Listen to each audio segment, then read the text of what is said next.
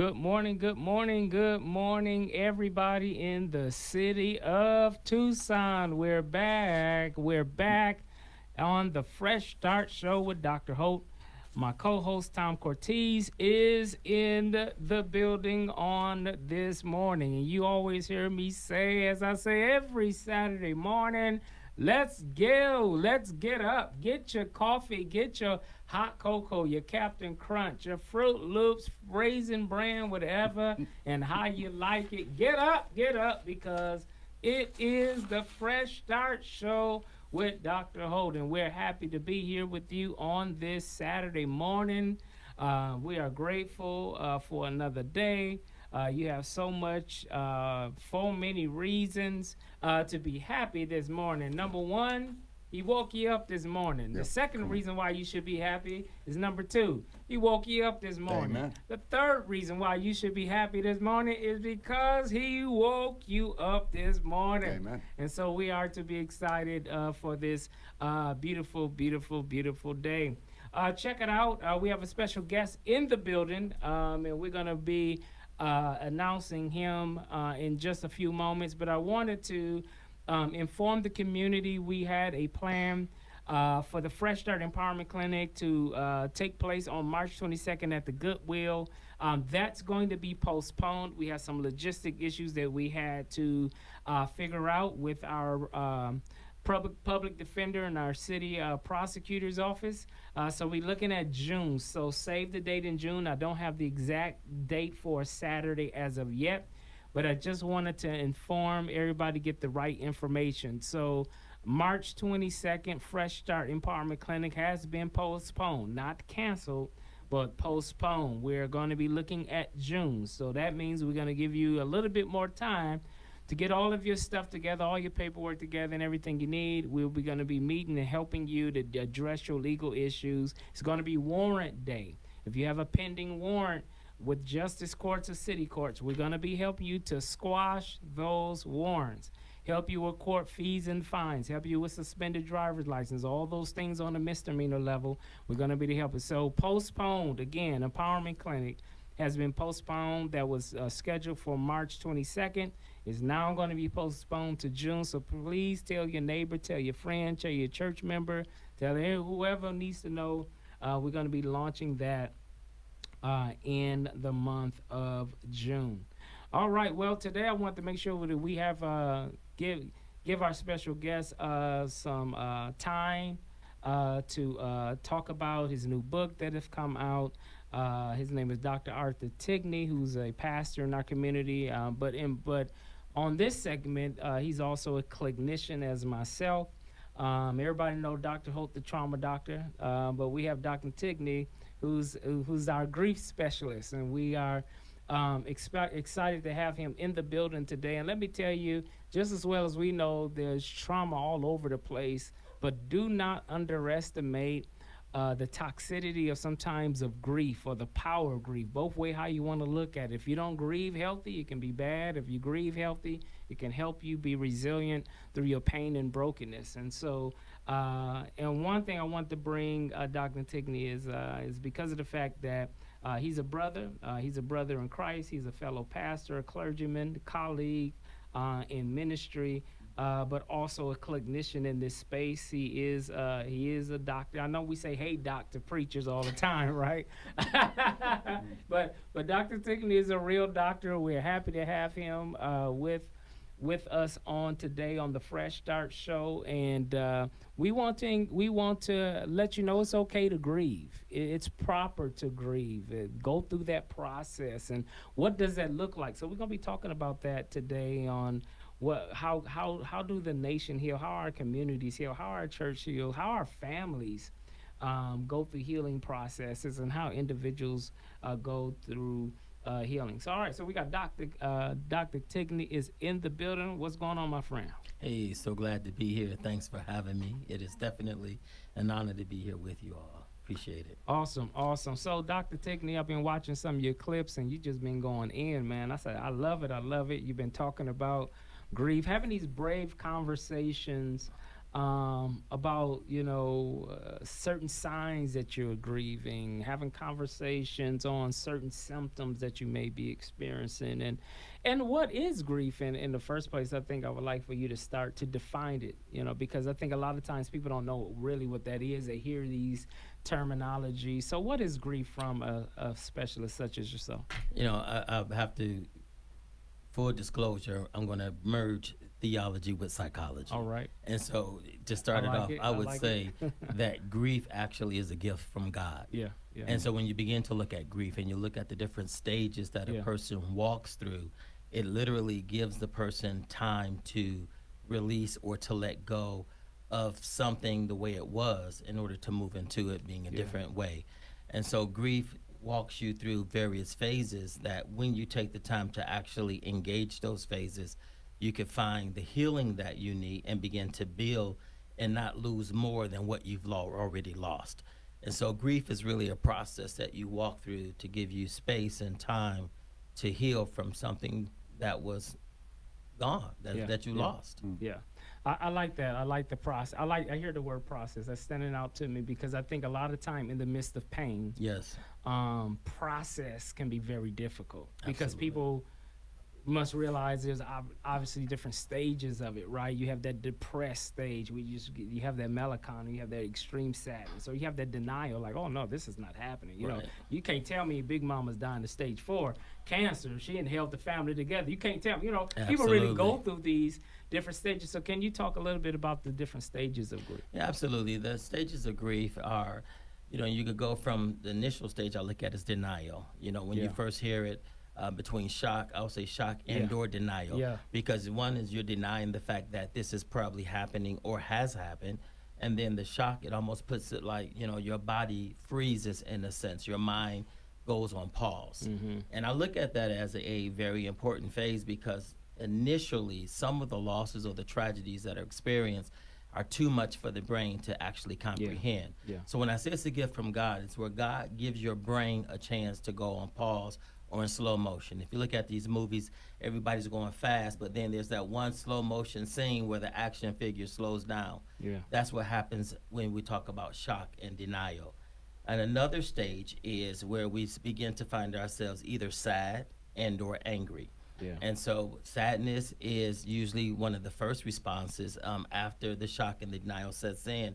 The person begins to get overwhelmed with emotions where they're depressed and it's not always depression from the sense of pull the covers Yeah, over your head, yeah. shut off the lights. It's just recognizing that life is shifted drastically. Yeah. And so being able to walk through that sadness, and then a lot of people will move into anger right after the sadness. And there, I want to be clear that there is not a step 1, step Right, 2, right, step right. You 3, can be step all 4. over. This is like a Yeah. whirlwind Yeah, yeah. of emotions, but Yeah. these are just ways to kind of look at what may happen. And then anger shows up, and I look at anger as another gift from God, and some people don't Yeah. see that either because it's like you can't be angry. God don't want you to be angry, Yeah, yeah. and most people can't handle your anger. Yeah. But the reality is, the Bible says, "Be angry and sin not." Yeah. And so it's understanding that there's an anger that this is happening. There's an anger that I can't do anything about it. Yeah. And usually the anger comes in to protect the person or to pull the person out of the sadness or the depression. Sadness and depression is like you don't have any power, any control. People will find the anger to empower them, Yeah. and they'll subconsciously tap into the anger Yeah. and start using anger as a tool to manage the loss that they don't have any control over. But we're going to control how they do the service. We're going to control who gets what. We're going to fight about this. All these types of things where anger starts to show up very pronounced, especially in a loss where there's a death. And this is not, and it's important to say that grief is not just for death. That's it could right. be the loss of a job. That's It could right. be the Divorce loss of a and- relationship, yeah. the loss of a dream or an expectation, Yeah. even Freedom. a friendship. Yeah. So there's a lot of different things. So we get angry about it to try to gain that control. And then the last phase that most people will experience is acceptance. And that's where we start talking about what is your new normal? What is it that now I've had this breaking point. How do I build beyond it and then begin to live life the way I was created to live? it's important again to note all of these stages are not linear. Chronological order. There is no order. You're gonna be angry. You're gonna be yes, depressed. you go through all of them. And one of the things that I often tell folks is the acceptance phase is where you'll go in and out in between most of them. And one of the ways to gauge your grieving process is how long you are in acceptance. Yeah. Because you could be in acceptance for 3 weeks and then all of a sudden something triggers you. Yeah. And then it's like, man, I thought I was through with this. I thought it was over. It's like, no. You just had a moment where you were able to function for a period of time. And now those emotions are starting to go do the roller coaster on you. I like it. So going deeper, and Tom, you can chime in on this one, but our whole organization, Fresh Start, is a nonprofit about incarceration population. Yes. I want you to go, I speak on, I got a research on the traumatization of incarceration. Okay. So from my science, obviously, you can get PTSD from going to prison. You can have paranoia. You can have anxiety, depression, and all of those different things from my trauma expertise. But throwing it back at Dr. Techney, the grief doctor is in the building. All right. I want to throw it at you to talk about what does grief look like for an inmate? Yeah, this is a good question. And I go back to my father.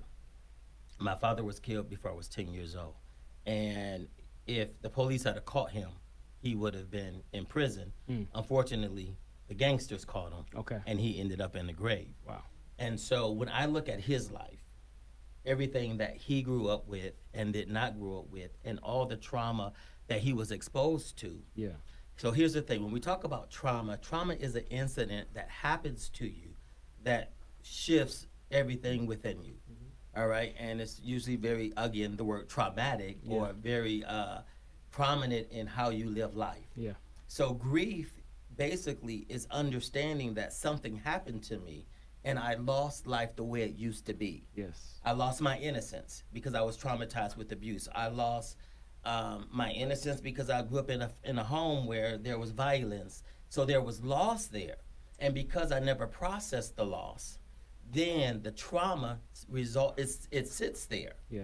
So grief and trauma really goes hand in hand. Definitely. Most definitely. And if you grieve, a lot of the things that you lost or that caused you trauma, then it's a pathway to healing, so that incarceration or finding ways to manage or to silence the pain, because that's literally what happens from an incarceration perspective. We do things to heal ourselves, but the things that we're doing are not actually healing. They become detrimental outside of having the right support So you're bringing system. up a great point. Again, Tom, you're my guy.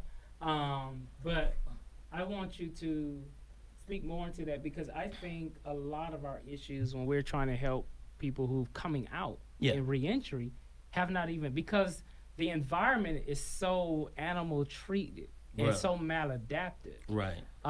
That a lot of them has been in prison for 20 years, never even had an opportunity to grieve. So by the time they come, they're so dissociative, and detached, because they never had the opportunity to process any. You're trying to survive, right, every single day, right. So, and Tom, you've been in that space. Am I making some great points? Without a doubt, I think there's a distinct difference between the trauma of prison, the trauma of what happens in prison, and grief in prison. There's a grief that happens by going to prison. I've lost my freedom. I've lost my family. I've lost access to those things that I held dear. Yes, sir. And I'm grieving those things every day because I can't have those every day. Yeah. But there's also the trauma of being locked up. Almost definitely. And there's the trauma of the incarceration in itself, getting up, going to chow, knowing somebody might be hit. Somebody might die on our way to chow. In the next 15 minutes, somebody might die. There's a trauma in that. Yes, sir. There's not grief in that. There's a trauma in that. But in your grief from prison, I lost my dad. I lost a number of different people in there. You can't get those back. You can't get those moments back. In trauma, you can go back to the time and you can make friends with it. You can't make friends with losing something. If I may add another twist to it. Okay. And so you can go back and resolve. Yeah. And so you may not be able to make friends with it, but it all depends on what you're looking at. Yeah. When I look at grief from this perspective, it's a luxury for those who can afford it. Mm. All right, that's chapter 2. It's a luxury for those who can afford it. Yeah. When a person loses all their freedom, they don't have time to process grief. Mm. Now they're in survival mode.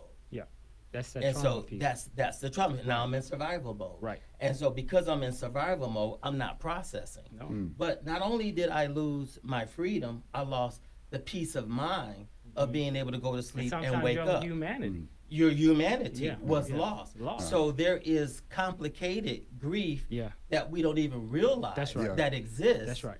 But you're still grieving the loss of Yeah. being able to wake up in the morning without someone yelling or doing Yeah, this or that's that. right, that's right. Being able to take a shower or whatever right, it is that's right. without X, Y, or Z. Yeah. All of those are losses. Yes, it is. But no one has the time to process That's or right. grieve And it that was the point in I was prison. getting Yeah. to is Yes. that you're so in survival mode, just trying to get through every 24 Yeah. hours. And every here's a- every 24 hours is a life Perfect and death example, situation. bro.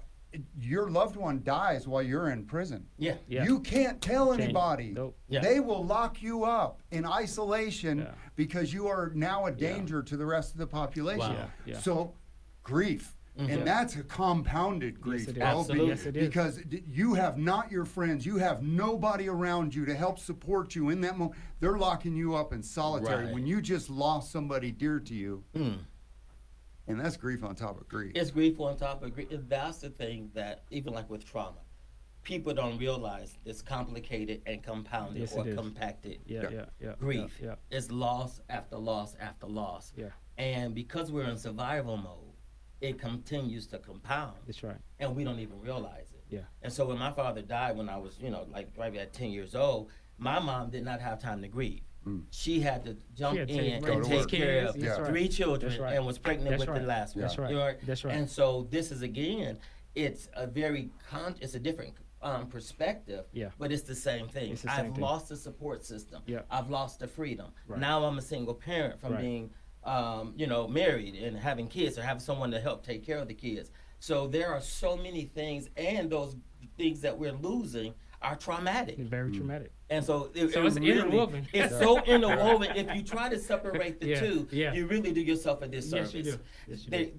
understand that Yeah. most traumas have to be processed That's right. and grieved. Yeah, Not only yeah. grieved, but Yeah. a part of acceptance Yeah. is when we start to use those tools like EMDR, Yeah, advanced yeah. resolution therapy, Yeah, whatever else Yeah, you yeah. want to, whatever we want to pull out the toolbox. You just hit something, Doctor. You just took the words out of my mouth. I was thinking this has a lot to do with it's not just about you need therapy and you need to get the right therapist, but there is a level of readiness Yes. that is crucial to your healing, right? So you Absolutely. know you got these demons and dysfunctions you're dealing with, Yes. and you know you got the right doctor or clinician, but no matter how credentialed your therapist or your doctor is, I cannot want it more than you want it for yourself. You have to.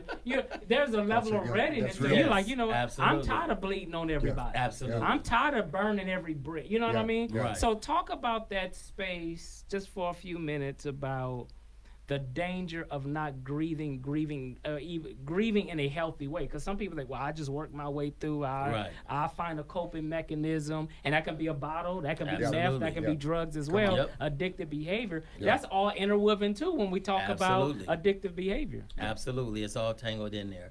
And so the readiness to process, just like when you start talking about addictive behaviors, normally people have to hit rock bottom Yep, yep. before they recognize that they need healing or they Yeah. need to work through something or are ready to do something about it. In my practice, when I find a lot of people dealing with grief but didn't know it. Mm-hmm. I was dealing with grief and didn't know it. Yeah. It showed up in relationships. Yeah, yeah, It most showed up definitely, in in how I relationships. manage other Yes. people. And so after so many losses of rejection, Yeah. abandonment, trying to avoid rejection and Yeah. abandonment because I never processed through the losses, Yeah. now I'm recreating the very thing that I was running from or trying to medicate. Yeah, yeah, And so in yeah, the process of recreating it, then things begin to crumble around me.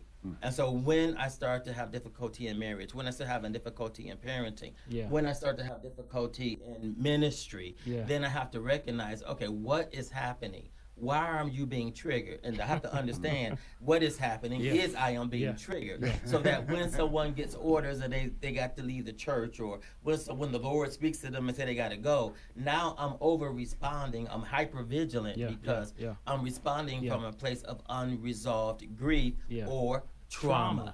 And so And sometimes it's both. Exactly. It's always because look here, Wow. if it's not traumatic, you usually don't have to grieve it. That's right, So that's right. understand that. Yeah. That's why they go so much in together. Yeah, We yeah, have yeah, to yeah, grieve yeah. our trauma.